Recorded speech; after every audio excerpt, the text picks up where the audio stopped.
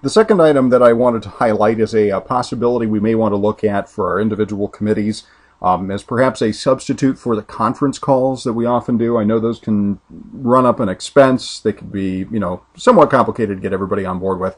The other problem is sometimes we're not able to share everything that we want there.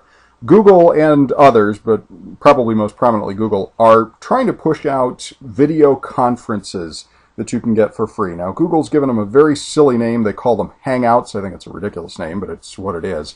And it's tied into their Google Plus experiment. Basically, all it means is that if you have a Gmail account, a YouTube account, anything that's a Google account, you can get into Google Plus, which then means you can use these Hangouts, as they call them, which again, really the key thing to these is that what they allow you to do is a face-to-face video chat among a group of people. It just requires a very simple plug-in here that you put onto your computer. This is where you just click to get the app.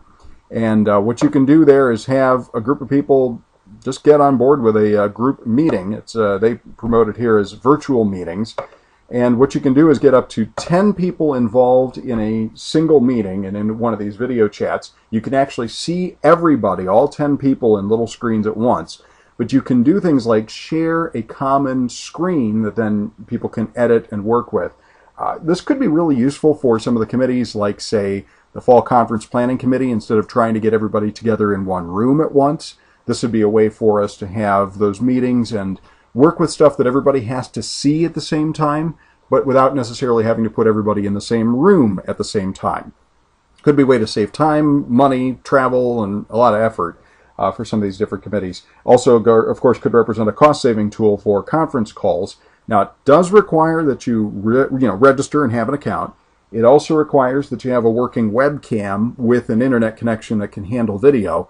But for any committee that has, 10 people or less, or at least 10 people or fewer who are going to be involved in a given meeting, this could be a really useful way to get together, see everything on screen, perhaps work things out. If you need to work on things like documents or things like that, you can see this is kind of a screenshot of what it sort of looks like.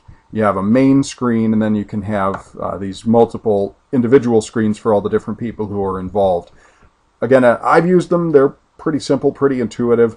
But again, it could be a really good way to save people travel. If you're like me and you're several hours away, this could let you still be a part of a meeting and see what's going on, and in fact could save everybody a lot of travel and time. If you can set aside the time just to be in that meeting, you can be there without having to do a lot of driving to get there. Now, one thing to let you know about, though, is that it's not useful to do these in parallel with a telephone conference call. You really either have to have everybody in this video chat or it won't work. There's really not a way to get the telephone to work in tandem with this so-called Hangout. But again, it's free, and it's something that's relatively easy to do. It really doesn't require anything complicated. You just have to basically click through. And of course, I'd be happy to help anybody out if they wanted to experiment with one of these. Again, I think it could be a really good opportunity, a really good experiment for different committees to try if they've got people in far-flung parts across the state, or like me, outside the state even.